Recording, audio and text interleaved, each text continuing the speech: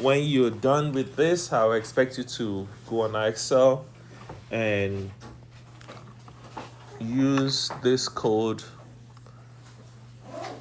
to find this topic on our Excel. So now, let's look at this simplifying rational expression. Now, let's look at the top. Let's focus on the top. How do we do this? Remember I told you anytime you want to factor something, we don't have any numbers to factor out, but we have what? Variables to factor. And I told you, if you remember, we use the one with the lowest what? Exponent. So this one is going to be 2. Which one has the lowest exponent? 1, R, right? So this is going to be what? 2R. And how many more R do I need there? One more. Plus R, right? Let's finish with the top. Technically, don't forget, technically there's a 1 here. When you don't see a number, picture a 1 there, okay? Now, what can we factor out now? R. Once you factor it out, it goes what? Outside. What is left inside? Tell me what is left inside. 2. Not just 2. 2R. 2R. And plus 1. Plus 1. Okay? And the bottom is just what? R. R. And tell me now, what cancels out? The R. R outside, right? This cancels out this. What are we left with? A 2R Plus 1. And that's your answer. Do you see the process, right? Question. This is your final one. Yes. Answer. So you factor out the GCF first. And let's go to the next one. I know some of you guys don't have time to copy this, but I'm going to play it back for you. Let's go to this one. The top one. Can we really do much to the top? No, it's completely fact. There's nothing to factor there. But look at the bottom. Can someone give me the lyrics for the bottom? A? Is 1. Find the factors of C that add up to B. That add up to B. Okay, now, so we're looking for factors of negative 15 that will give us negative 2. Tell me. 15 will be -2. I was going to have a back. Look, factors of 15 that will give us negative 2. Negative 15 that will give us negative 2. 3 and 5. What's the sign? Negative. Negative 3. No, it will be negative. You'll keep the sign of biggie number. Oh, so positive 3. Positive 3 and negative 5. Negative 5. Awesome. Now, do you see something we can cancel out? The 5. 5? No, the N. And? It's the 5 and N. N minus 5. And the minus 5. N minus 5, N minus 5. Now, do we have anything left on the top? No. No, but anytime you have nothing left, you have to put a what? 1. Okay. And the bottom, what do we have left at the bottom? N plus 3. N plus what? 3. The only time you don't have to worry about it if there's nothing left at the bottom. Okay. But if nothing is left on the top, you have to put a what? 1 there. Okay. Got it? You got it? Let's go to the next one. So I'm going to do this separately. Top and the bottom. Now, the top. D squared plus 2D. This looks like the very first question. Remember what I tell you? We use the one with the lowest what? Exponent. So which one has the lowest exponent? 2D. 2D, D, right? Yeah. So I'm going to write this as D, right? Plus 2 what? D. Now, let's factor out the GCF. What is the GCF there? D, right? Factor it out. And what do we have left? D plus 2. D plus what? 2. That's what goes on top. D, parentheses, Why shouldn't you teach us D this way? plus 2. Now you just separate them. Let's go to the bottom. The bottom is what? D squared minus 4D minus what? 12. Now, can someone give me the lyrics again? When A is 1, find the factors of C. That's it. So now, what is that going to be? 12. Has to be negative 4, so it's 2 and 6. 2 and 6, right? So it'll be plus 2 Plus 2, and negative 6. negative 6. Awesome.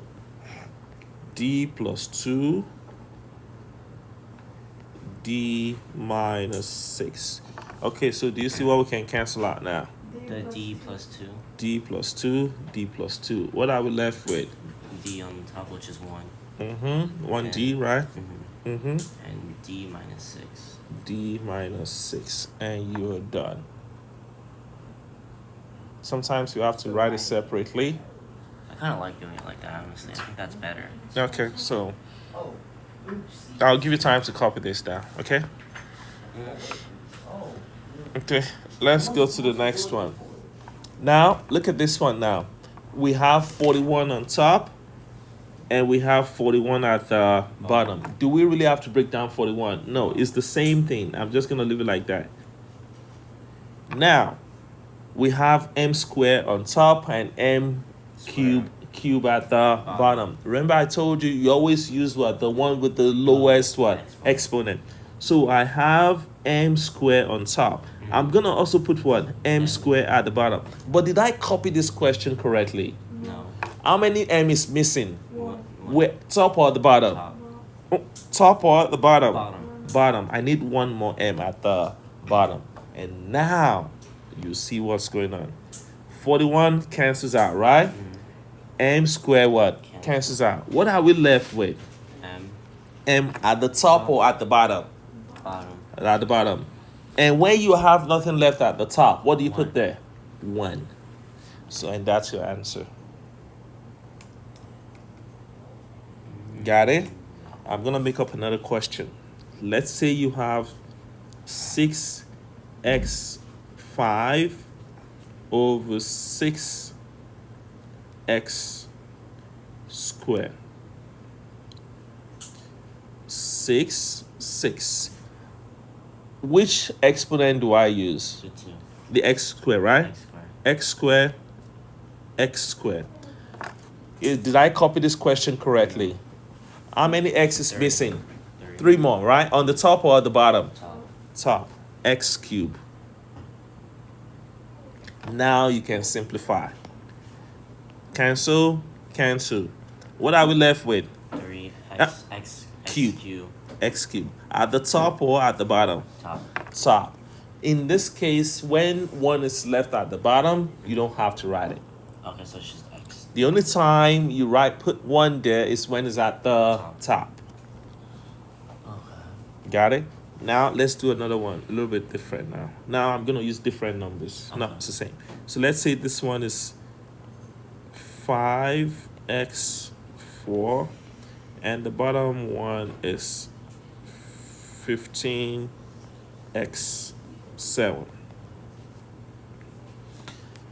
Look on your factor paper. 15 and 5. What is the GCF? 5. 5, right? So the top is 5 times 1, right? Yes. And the bottom is what? 5 times 3, right?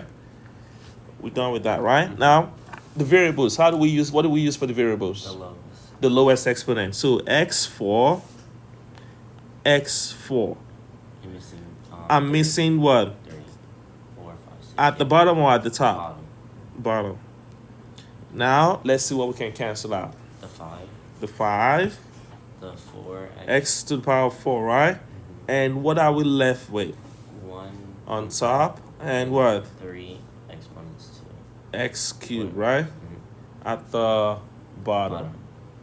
Everyone sees this, right? All right, let's go to the next one. Now, let's look at this. So, this one I will do separately. Top. Bottom. The top is 12s squared plus 8s. The bottom is 18. This one is a little bit challenging, but not really. Plus what? 8. Now, the top. What is the GCF of 12 and 8? 12 and 8. Look at it. 12 and 8. Look at you. Check your factor paper. 12 and 8 and 6. is not. Keep going. 3 and 4 and 2 and 4. And look at 8. What is the common greatest GCF for 12 and 8? 12 and 8. 4. Someone said 4, right? So this is for 12 is 4 times 3, and for 8 is what? 4 times what? 2. You just gotta see that. And I told you for the variables, we always use the one with the lowest what? Exponent to break it down. S. Do I have enough S on the left side? No, I need No, I need one more. And now you can see your GCF. So now let's see the GCF. Before you guys see what is left. So 4 is going outside, right? And what else is going outside that is common? S. The S is also going outside because it's common. And what are we left with? 3S 3S plus 2. plus 2. 3S plus 2. Now, let's do the bottom. The bottom, I see 18S squared plus 24S plus 8. But most of us, we're going to say, oh my God, I got to use the AC method. Before you do your AC method, check to see if you can what? Factor out what? A GCF. Let's see if it's possible to factor out the GCF. Look at 18, look at 24, and look at 8. Do you see a common factor? Let's go to 8. Everyone look at 8 right now. What are the factors of 8? 1 and 8. Let's check. Can 8 go into 18? Look at 18. Do you see 8 in 18? Can 8 go into 18? No. No. So the next factor of 8 is 4, right? Yes. Can 4 go into 18? Can 4 go into 18? No. No. Next factor of 18 is what? 2, right? 2 and 9. 2 and 9. 2 and 9. Can 9? Let's do 9 first. Can 9 go into 18? Yes. Can 9 can go into no factor of 18. Look at 18. Yeah. 18. It's 2 and 9. Factors of 18 is no, I'm sorry. Factors of 8 is 1, 8, and 2, 4, right? So we check 8. 8 can go, right? Now let's check 4. Can 4 go into 18? No. I need to get yes or no. No. No. So we know 2 can go into 18 and 2 can also go into what? 24. And 24. So the GCF is what? 2. So this is going to be 2 times 9S squared, right? 2 times 12S, right?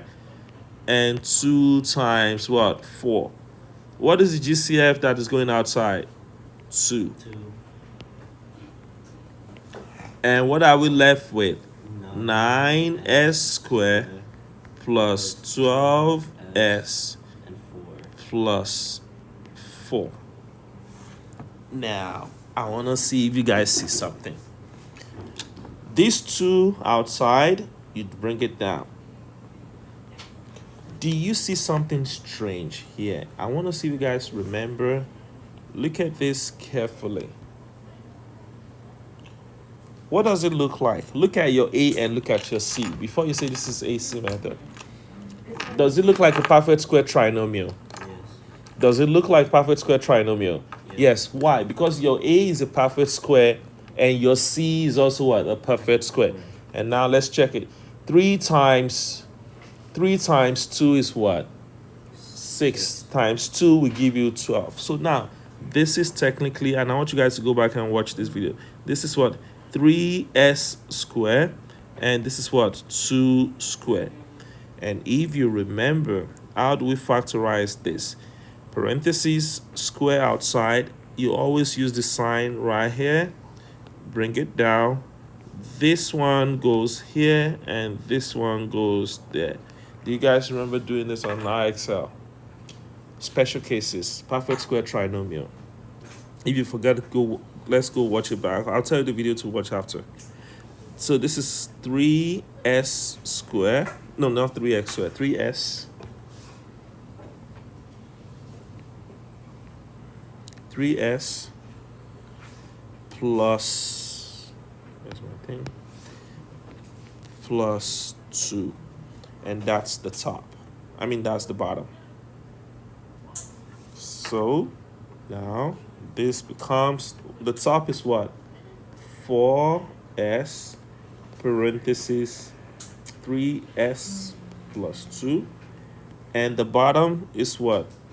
2 parentheses 3s plus 2, but because of the square, there's double of them, so I'm going to write it twice. I'm going to do it the long way. 3x plus what? 2. Now, do you see what you can cancel out?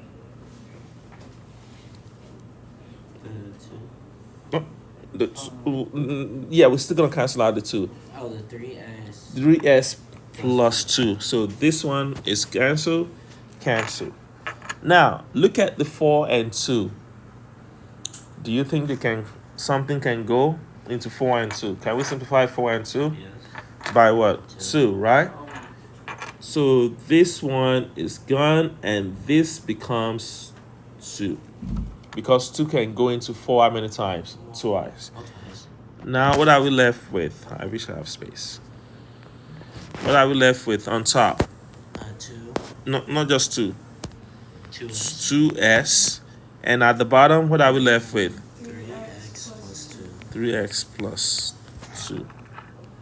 And that's it. So I'm going to tell you what video to go watch for perfect square trinomial. All right. And that's it.